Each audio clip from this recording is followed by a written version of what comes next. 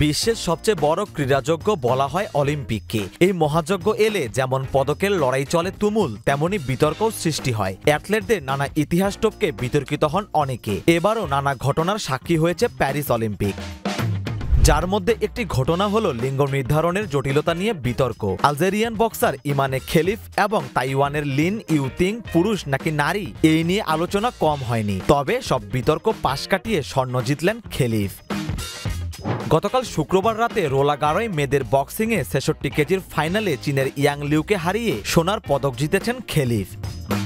অথচ এই অলিম্পিকে যোগ দেওয়ার পর তার জীবনে বয়ে যায় নানা তুফান। বক্সিং রিংয়ে নামার পরপরই খেলিফকে ছেলে না মেয়ে, এই নিয়ে প্রশ্নের মুখে পড়তে হয়। খেলিফের শক্তির কাছে টিকতে না পেরে প্রথম ম্যাচে হার মেনে নেন ইতালির অ্যাঞ্জেলা কারিনি। সেই ম্যাচ থেকেই মূলত বিতর্ক শুরু। এর পরের গল্প সবার জানা। লিঙ্গ নিয়ে রীতিমতো তোপের মুখে পড়তে হয় এই অ্যাথলেটকে। অ্যাথলেটিক্সের ইতিহাসে অবশ্য এই বিতর্ক নতুন কিছু নয়। নারী না পুরুষ, এই নিয়ে অতীত বিভিন্ন অ্যাথলেটকে ঘিরে তৈরি হয়েছিল দ্বন্দ্ব। বিষয়টি নিয়ে চলচ্চিত্রও নির্মিত হয়েছে। প্যারিস অলিম্পিকেও নতুন করে সামনে এসেছে এই বিতর্কটি।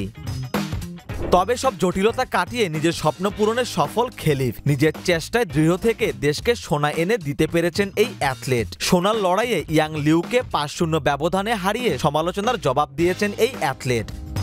অবশ্য অনেকের কাছে বিতর্কিত হওয়া খেলিফ আবার সমর্থনও পেয়েছিলেন। যেমন কাল রোলা গারোতে তার সমর্থনে গলা ফাটিয়েছেন অনেকে। টেনিসের অন্য তীর্থভূমি রোলা গারোয় এদিন আলজেরিয়ার অনেক ভক্ত সমর্থক খেলিফকে সমর্থন দিতে উপস্থিত ছিলেন, যারা ইমানে ডাকে জমিয়ে তোলেন পুরো এলাকা।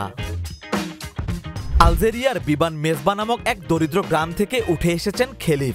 ৩ বছর আগে টোকিও অলিম্পিকেও অংশ নিয়েছিলেন। তখন অবশ্য তাকে নিয়ে কোনো বিতর্ক হয়নি এবং সেবারে তিনি কোনো পদকও জেতেননি। তবে গত বছর ক্রোমোজোম পরীক্ষায় ব্যর্থ হওয়ায় বিশ্ব চ্যাম্পিয়নশিপ থেকে বাদ পড়েন খেলিফ। তার মতো একইভাবে বাদ পড়েছিলেন লিন ইউতিংও। এবারও অলিম্পিক শুরুর পর এই দুজনকে পুরুষ আখ্যা দিয়ে বাধার দেয়াল তুলে দেওয়ার চেষ্টা করে আন্তর্জাতিক বক্সিং অ্যাসোসিয়েশন। তবে আন্তর্জাতিক অলিম্পিক কাউন্সিল এই দুজনের পাশে দাঁড়ায়। তারা দুজন যে নারী, এই বিষয়ে তাদের কোনো সন্দেহ নেই বলেও বিবৃতি দেয়। লিঙ্গ নির্ধারণের জটিলতা এবং জেনেটিক্সের প্রভাব নিয়ে বিজ্ঞানীরা গবেষণা চালিয়ে যাচ্ছেন। বিশেষজ্ঞদের মতে লিঙ্গ নির্ধারণে ক্রোমোজোমের ভূমিকা গুরুত্বপূর্ণ হলেও কিছু ক্ষেত্রে জেনেটিক বৈচিত্র্যের কারণে সুনির্দিষ্টভাবে লিঙ্গ নির্ধারণ করা কঠিন হয়ে পড়ে। যাদের লিঙ্গ বিকাশের ক্ষেত্রে কিছু বৈচিত্র্য রয়েছে, তাদের ক্ষেত্রে ওয়াই ক্রোমোজোম থাকা মানেই যে তারা পুরুষ, এটি সম্পূর্ণভাবে নিশ্চিত করা যায় না। খেলিফ এবং লিনের বক্সিংয়ের অংশগ্রহণ নিয়ে বিতর্কের কেন্দ্রে থাকা বিষয়টি হলো তারা কি XY ক্রোমোজোম বহন করছে নাকি তাদের টেস্টোস্টেরন মাত্রা বেশি। এর কোনো উত্তরই জানা যায়নি, কারণ খেলিফ ও লিনের লিঙ্গ নির্ধারণ পরীক্ষায় ফলাফল সম্পর্কে বিস্তারিত তথ্য প্রকাশ করেনি আন্তর্জাতিক বক্সিং অ্যাসোসিয়েশন।